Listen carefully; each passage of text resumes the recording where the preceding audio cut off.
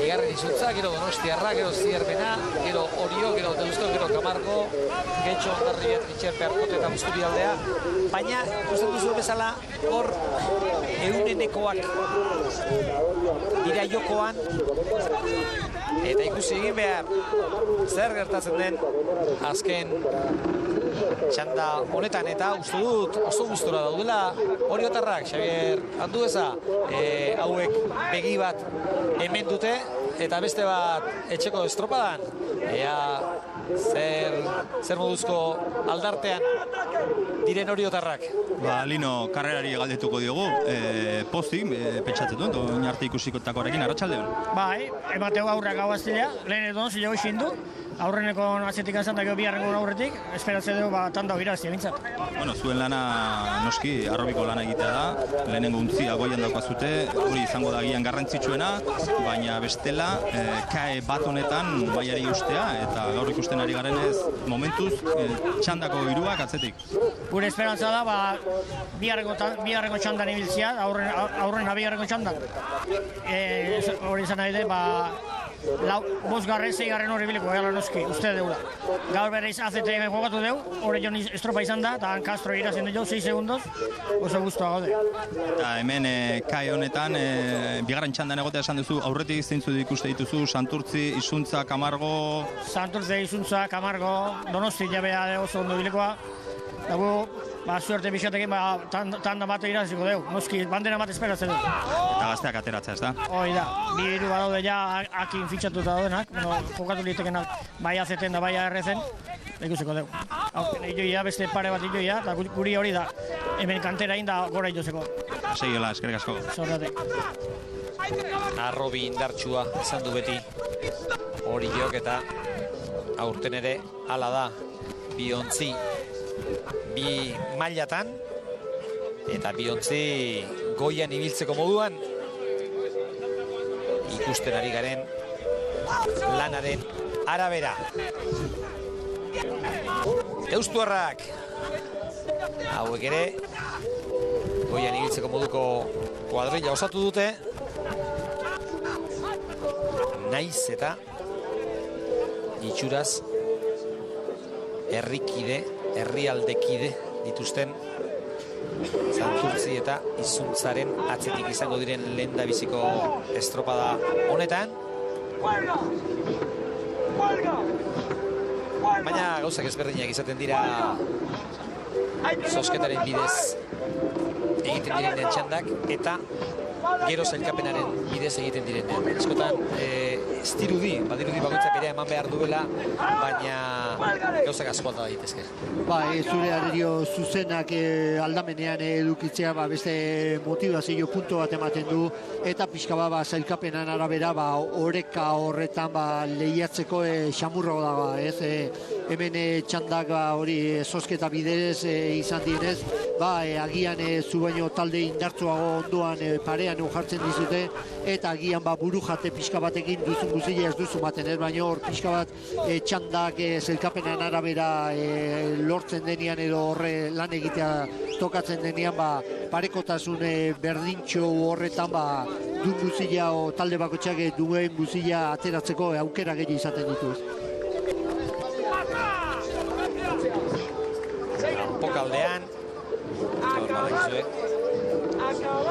laburxiagoa dela estropada eremua, gaur iruziago gabaitira eta lau luze, baina kanpokaldean pare xamarrean azaltzen zaizkigu Orio eta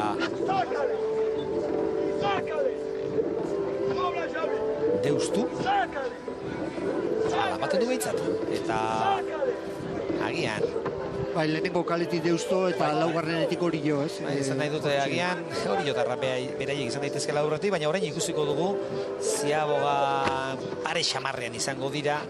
Zertxo baita aurretik Deustu lehenengo kaletik. Deustuk 15:53, Oriok 2 segundu gehiago, eta Zierbenak 4 gehiago. Laugarren postuan urrutixeago, eta gainera azeratik. Oraintxe bertan Ziaboga, eta azken Ziaboga. Den taldea, Trintxerpeko taldea. Eta hori ere gogorra izaten da, 2 eta 2 izaten direnean, bat parean daukazu, baina hiruk alde egiten dutenean, bakarkako lan hori ez da honez. Era bat norbe buru atzean ikusten denean, ja ez dago erreferentzirik eta horre oso zaila da lehiakortasun puntu hori mantentzea, ez ikusi dago hor, leheneko kale horretatik deusto zertxo bat lehenago atea dela laugarren kaleko horio baino, eta atxe esiotik bigarren kaletikan zierbana, ez? Garbi dago gaur, bandera izuntzarentzat izango dela, baina baditugu beste protagonista batzuk ere. Halaxe da, Roberto Álvarez, Zierbenako ordezkaria gurekin da, eta oraintxe Erina berarekin komentatzen berriketan. Muy buenas tardes, Roberto. Quizás esperabas que Zierbena estuviese más adelante, ¿no? Bueno, pues aunque sabemos que hay gente embarcaciones que están muy fuertes, como es Suncha y Santurce y estos, pero bueno, podíamos ser una alternativa para entrar en tanda de honor. Y bueno, pues veremos a ver lo que pasa, las diferencias que hay.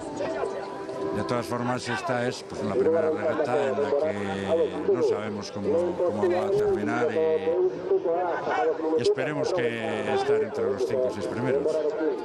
Principio de temporada quizás sea difícil hacer pronósticos, pero parece que todos sitúan a Santurce, Camargo, estos equipos, y Sunza, que hoy va a ganar además, Donostiarra, y después habla de Zierbena, que hay.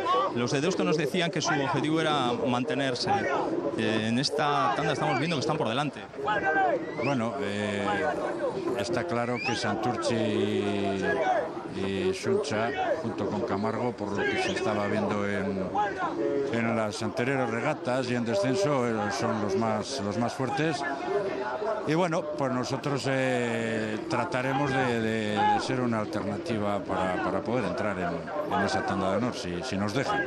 Y quedan otras 13 jornadas. Sí, claro, y por supuesto queda mucho y hoy pues va con una plantilla y mañana pues igual se hacen 2 o 3 cambios. Entonces, pues bueno, todavía no es pronto para situar eso, aunque los gallos por supuesto que van a ser los que hemos hecho. Gracias y ánimo.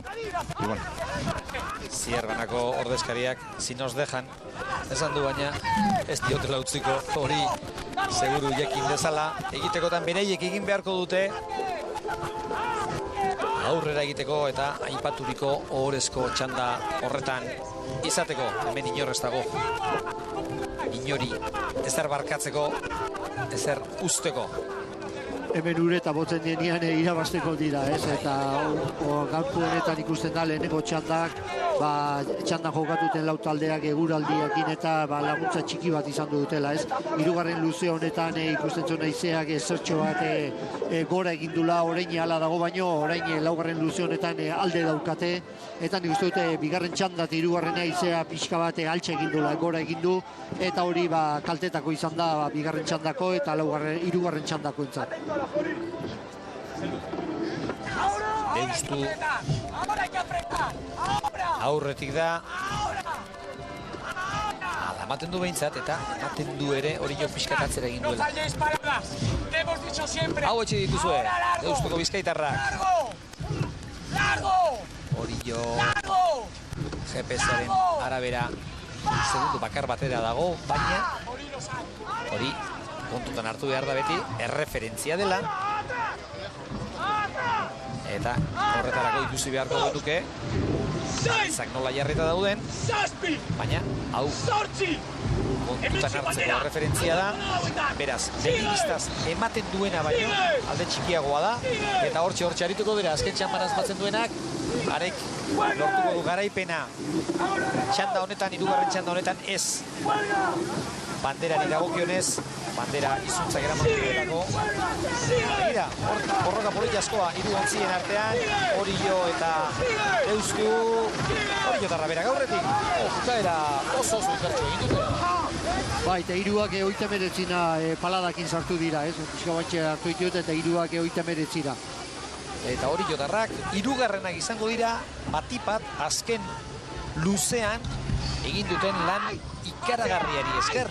Azken txampa, hemen badago indarra, horrela irauteko 20 minututan badago indarra.